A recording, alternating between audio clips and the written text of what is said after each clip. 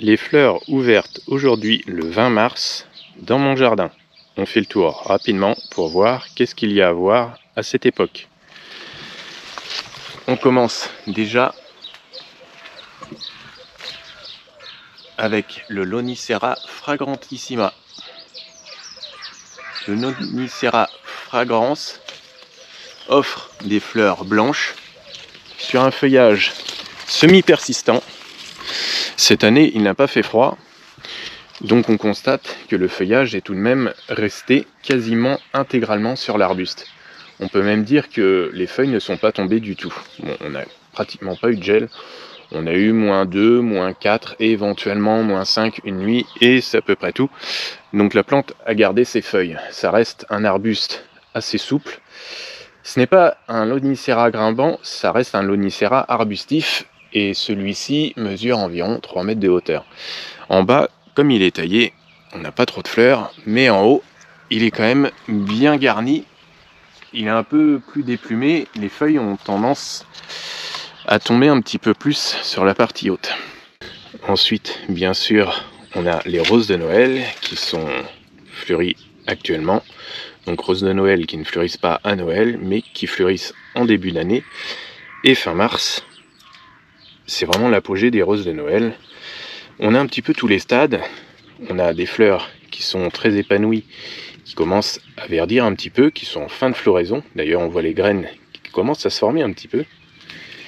Et on a des fleurs qui sont tout juste ouvertes, voire même encore un petit peu en bouton. On a le laurier thym qui peut être en bouton, mais aussi en fleurs.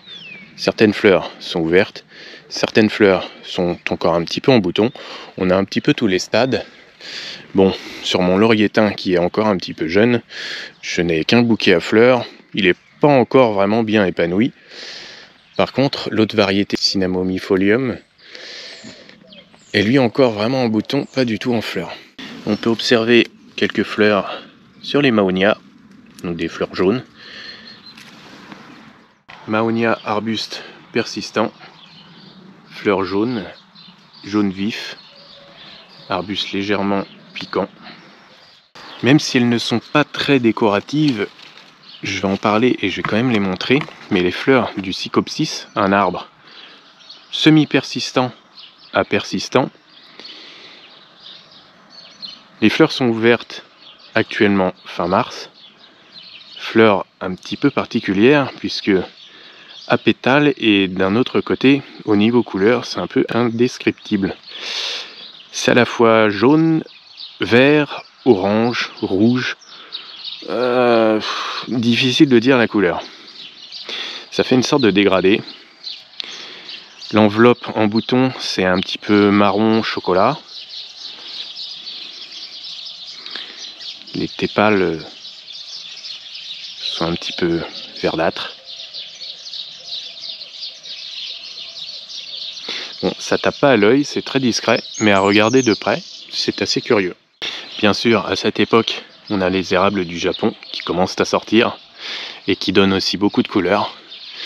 Donc là, cette année, je pense qu'ils sont un peu en avance parce qu'on a eu des températures très très douces. On commence à voir des cerisiers à fleurs aussi. Magnolia.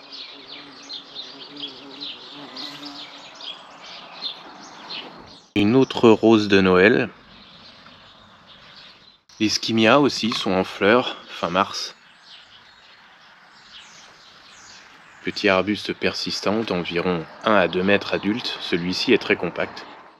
La Daphné odora, petit arbuste nain avec des fleurs blanches légèrement rosées. Et l'extérieur des pétales est rose vif, feuillage légèrement marginé sur Aurea marginata. On trouve des primevères de toutes les couleurs, on trouve des muscaries, un grand classique, mais fin mars, ça note un petit peu le début du printemps. Même si c'est vraiment la fin, il y a encore quelques fleurs sur le Chimonanthus, donc des fleurs un petit peu fades, mais très parfumées et très originales, des fleurs un peu jaunâtres. Bien sûr, on trouve une multitude de jonquilles. Des variétés, il y en a plein. Alors, choisissez celle que vous préférez, mais j'en ai toute une collection. Celle-ci. Au-dessus, on trouve le Stachyurus précox, avec des grappes pendantes, verdâtre, jaunâtre, une couleur un petit peu discrète. Par contre, l'arbuste est remarquable.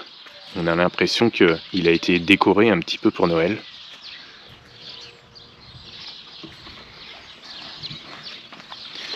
Juste à côté, on trouve une osmanthe Burkwoodii. Alors elle est encore un petit peu en bouton, hein. Les fleurs ne sont pas tout à fait ouvertes, c'est encore un petit peu trop tôt. Bien que les fleurs soient fanées sur les Amamélis, les fleurs fanées de couleur pourpre sont encore un petit peu décoratives. Les fleurs ouvertes étaient jaunes, donc les pétales étaient vraiment jaunes. Mais une fois les fleurs fanées, on se rend compte que de près, ça a encore un léger intérêt. Ça fait de toutes petites fleurs rouges. On a presque l'impression que l'arbuste est en fleurs, mais non, les fleurs sont franchement bien fanées. Encore des jonquilles. Des jonquilles. Bien sûr, en fin d'hiver, début de printemps, les bruyères sont toujours en fleurs. Elles vont tenir vraiment très bien jusqu'à mi-avril. Et ensuite elles commenceront à faner et on les épointera. La pleine floraison de l'Edgeworthia, c'est à cette époque. Les bouquets sont totalement ouverts, ils sont assez volumineux, hein, comme on peut voir. Odorant, les fleurs vont d'un dégradé de blanc jusqu'au jaune, sachant que quand elles commencent à faner, elles s'éclaircissent et finissent par se teinter de rouille, de marron.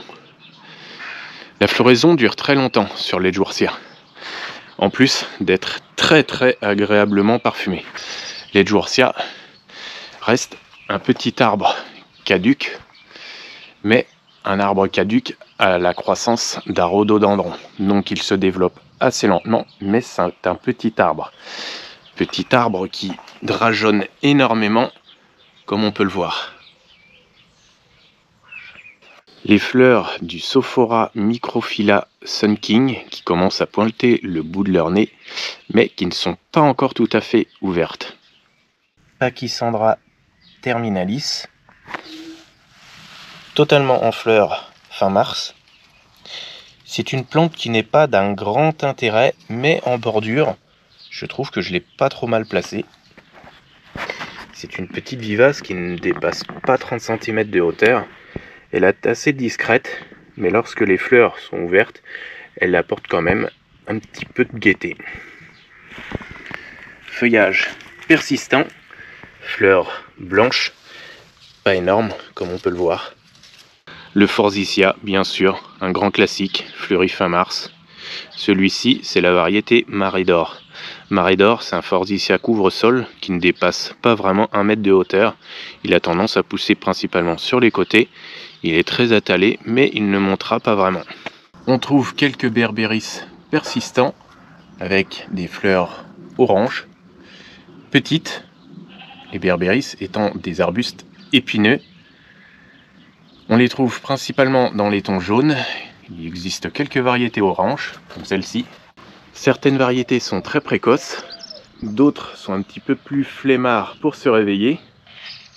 Rhododendron précox. Alors celui-ci, il commence déjà à fleurir, fin mars évidemment, puisque ce sont des rhododendrons très précoces. Les Pieris sont en fleurs aussi, fin mars. On trouve des fleurs très bien épanouies déjà. Les feuilles, elles, sortiront dans quelques jours. Les bourgeons commencent à s'allonger, mais les feuilles très colorées des Pieris ne sont pas encore développées. Il existe de nombreux Pieris, et certains Pieris ont des fleurs très colorées, rose vif, voire un peu rouge. Une variété assez surprenante, qui change, qui est originale. Pour moi, l'une des plus intéressantes, Valais Valentine, Pieris, arbuste persistant, plutôt de sol acide. Encore une plante du Japon. Skimia japonica, classique, en bouton. Les fleurs sont rouges. Une fois ouvertes, les fleurs sont plutôt blanchâtres. La fleur d'un saule. Au niveau teinte, c'est un petit peu discret, certes. Mais il y a quelques jours, c'était beaucoup plus joli. Le chaton rouge s'est transformé en très long chaton, il s'est étiré. Et il est devenu un petit peu jaune verdâtre. L'intérêt a un petit peu changé, mais c'est assez rigolo à observer. Les feuilles, elles, commencent à démarrer. Ce saule reste un saule assez vigoureux tout de même. On trouve les camélias aussi fin mars qui commencent à s'ouvrir. Certains sont encore en bouton, mais les premières fleurs sont déjà ouvertes. Bruyère arbustive fin mars, à peu près la même époque que les bruyères couvre-sol. Quelques grands cerisiers à fleurs aussi commencent à fleurir. Ici, le Pandora qui commence à fleurir. C'est vraiment le début de la floraison. Le haut commence à fleurir, le bas est fleuri, mais le haut c'est encore un petit peu en bouton. Le Prunus accolade aussi commence à fleurir.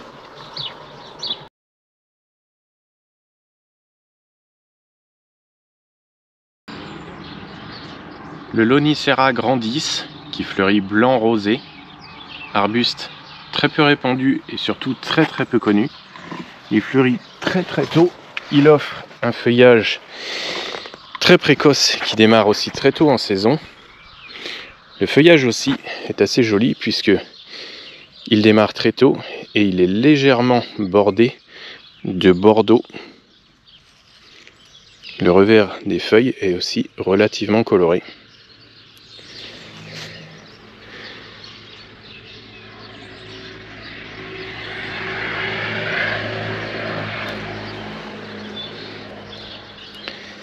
Les fleurs en trompette ne sont pas immenses.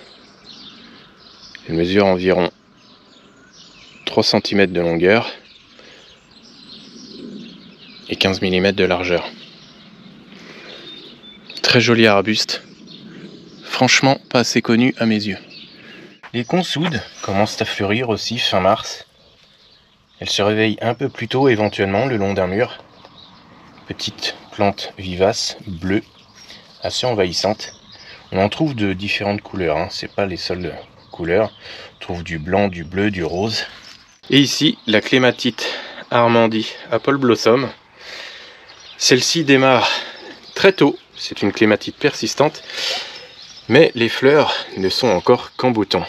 Alors elles sont déjà décoratives, oui, si on veut. Même si la couleur n'est pas forcément très intéressante. Les boutons sont déjà tellement gros qu'ils ont déjà un petit intérêt. Plantée contre un mur, je pense que dans certaines régions, elle peut déjà être fleurie fin mars. Ici, comme je suis à la campagne, elle n'est pas vraiment très en avance. Je pense que sur Paris, les clématites Armandie sont déjà en fleurs actuellement, mais ici, c'est seulement en bouton et je n'ai pas encore une seule fleur d'ouverte. Si cette vidéo vous a plu, pensez à mettre un like et je vous dis à bientôt.